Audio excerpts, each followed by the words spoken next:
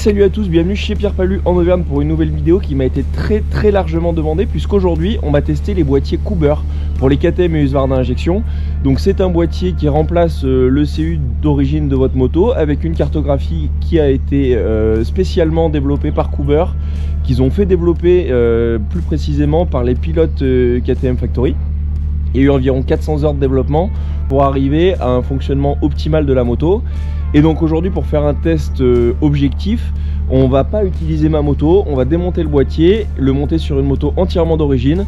Pierre va faire une boucle avec et sans le boîtier et va nous donner ses impressions. Donc je suis au départ de notre spécial d'essai avec la 300 KTM prêtée par Charan Moto et le boîtier Coober qui enrichit la moto, voilà, distribué par Alex Enduro Parts. Donc on est parti pour un mix prairie et spécial. Donc là on voit tout de suite là sur les premières accélérations, on peut garder le rapport, la moto elle sature pas et surtout là voilà je suis gaz coupé, beaucoup moins de détonation, donc on sent une moto qui est plus pleine. Allez j'enchaîne les ornières là sans toucher à l'embrayage, donc là c'est vraiment à l'arrêt et on sent vraiment que la moto est plus forte que d'origine, hein, un petit peu ce qu'on pouvait lui reprocher. Voilà, pareil, là, aucune détonation. Je suis tout gaz coupé depuis là-haut, pareil, pas d'embrayage. Et la moto, là, voilà, qui reprend bien. Avec un bruit un peu plus feutré. Hein.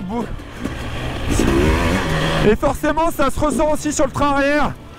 Ça colle plus sur les aspérités du terrain. Voilà, sur les racines.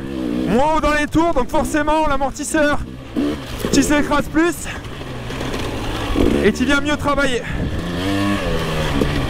Allez, on rentre dans les parties un petit peu plus techniques, là, un petit peu sous bois, voir ce que ça donne pour un usage rando technique hein, quand même, hein, c'est pas de la piste ici, vous pouvez le voir. Donc là je suis en 3, la moto qui reprend bien. Allez, une autre descente.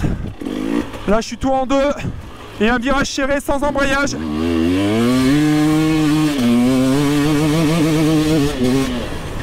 Et là, comme vous avez pu l'entendre, hein, ça permet de, par rapport à ce matin, là, quand on roulait d'origine, de beaucoup plus pousser les rapports. Allez, le petit goulet en descente. Donc là, pareil, on a beaucoup moins le ting-ting qui était malheureusement caractéristique de ces TPI.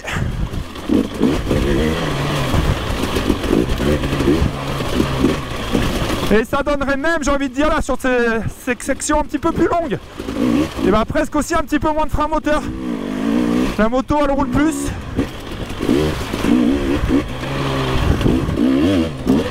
Alors on repasse dans une partie un petit peu plus lean chrono, toujours assez sinueuse quand même.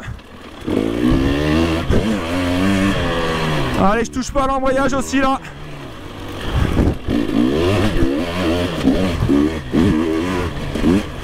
Ah, vraiment feutré hein. La moto pourrait avoir encore un peu plus de force. Par contre dès que la moto a quelques kilomètres/heure, c'est super bluffant. Donc de toute façon que du positif. Ça va vraiment dans le bon sens. Voilà l'ornière là aussi, pas d'embrayage. C'est super efficace, ça passe au sol. On peut emmener le rapport. En tous les cas là ça donne vraiment une moto sympa à rouler. C'est vraiment plaisant quoi. Un petit élément supplémentaire sur la moto, on a toujours le boîtier couvert qui est distribué par Alex Enduro Parts là. Donc on a vu tout à l'heure que ça enrichissait bien la moto.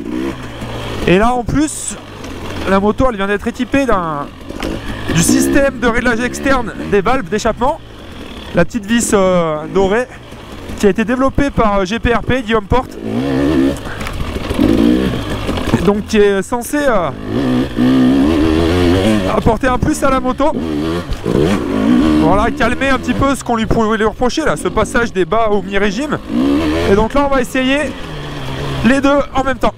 Donc on a toujours cette force qui a été vraiment amplifiée sur les mi-régimes et qui fait que ça décroche moins. Alors là sur mes premiers tours de roue, ce que je peux ressentir sans avoir un effet hyper flagrant. On va voir si ça se confirme. C'est que j'ai l'impression que la moto continue de forcer un petit peu plus longtemps. Ouais, ça me fait penser un petit peu au réglage de valve Provini hein, qui avait pas mal à l'époque, déjà utilisé sur les Husky ancienne génération à l'armée. Et ce système là, quand on le fermait, bah voilà, la moto elle restait efficace, elle forçait même sur les hauts régimes. Et je retrouve un petit peu cette sensation. Ah, là on voit vraiment que le bruit est complètement différent par rapport à la moto d'origine.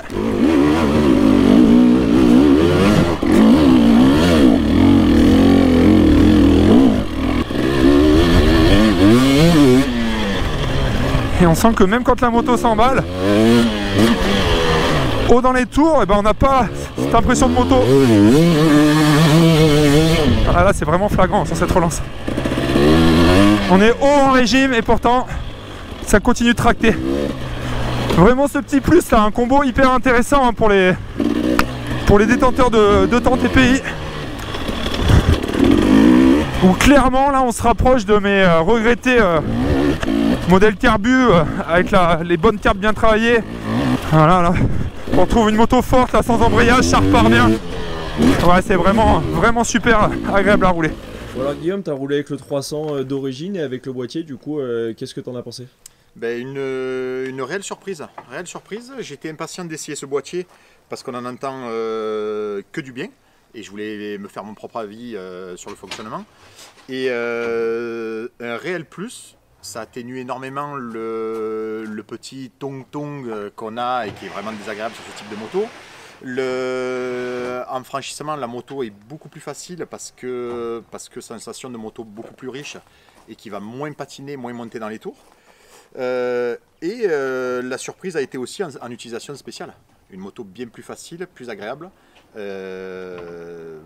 Vraiment, on retrouve le fonctionnement d'un 300, chose qu'on n'avait plus depuis quelques temps. Donc non, une réelle surprise et je le conseille vivement. Alors Pierre, du coup tu as roulé avec le boîtier et l'eau d'origine, qu'est-ce que ça dit? Et ben voilà, donc comme on fait un petit peu d'habitude, déjà on a roulé avec la moto d'origine. Une moto qui m'avait pas plus semblé que ça il y a 3 mois, là, juste avant l'hiver. Et que déjà j'ai trouvé mieux, alors sûrement dû aux conditions, on n'était pas loin des 0 degrés chez Manuel Bepard, on avait la neige. Là déjà une moto qui est un petit peu mieux, malgré ça elle a toujours ce petit défaut, des détonations quand on coupe les gaz, un petit peu vive à mi-régime, donc ça traduit une moto un petit peu pauvre. Et donc ce qu'on a fait là, dans un premier temps, on a essayé le boîtier que tu distribues hein, sur Alexandre Duropas, le boîtier Cooper. Donc c'est vraiment un boîtier qui est enrichi, mais surtout sur les mi-régimes. J'ai trouvé ça super intéressant sur des relances en spécial, où la moto elle reste forte en sortie d'ornière, ça évite cet effet un peu rebond où elle se met à être vive et du coup bah, l'arrière déleste et puis ça rebondit un petit peu. C'est aussi très intéressant dans tout ce qui est plus technique franchissement, sur tout ce qui est monté, des prises d'élan en 2 ou même en 3 sur des côtes plus rapides, où des fois on arrivait sur une plage de régime où la moto décrochait un petit peu de l'arrière. Là on a une moto qui est efficace, qui reste pleine, même si on est sur cette plage de régime, et du coup encore une fois l'arrière qui colle. Donc ça c'était vraiment très intéressant. Malgré tout, voilà, alors c'est pas un point négatif parce que c'est pas moins bien que l'origine, c'est un petit peu mieux même, mais pour moi il y aurait besoin d'encore plus d'effets vraiment tout en bas où la moto elle manque encore un petit peu d'inertie. J'arrive pas à retrouver ces sensations que j'ai pu avoir sur des modèles antérieurs à 2017 avec les carbutéines où vraiment là j'avais de la force, le côté tracteur où on touche à rien, ça nous emmène. Et là on sent que la moto va s'étouffer, donc on relance un petit peu l'embrayage. Dans un second temps, on a mis la vis de réglage de valve externe GPRP. C'est une vis avec laquelle j'avais déjà roulé moi sur les modèles post 2017 avec des valves aussi en plus.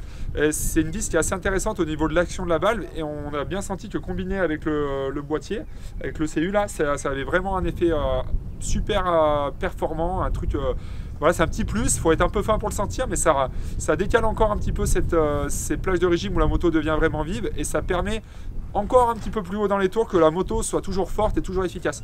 Je le dis un petit peu là sur la caméra embarquée, ça me rappelle un peu le système Provini que j'avais sur les Husqvarna ancienne génération, un système hydraulique là au valve où quand on le fermait, on avait une moto hyper efficace dans le gras, ou même sur des plages hautes de régime, là, elle continue à forcer, à être pleine la moto.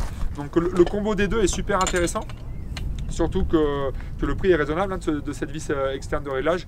Donc pour moi, c'est vraiment pas délirant d'associer les deux. Et ensuite, on est reparti sur un ECU d'origine et pour juste isoler un petit peu cette vis de réglage. Alors c'est un tout petit peu mieux que l'origine, mais ça traduit bien aussi ce que j'ai ressenti avec le boîtier modifié.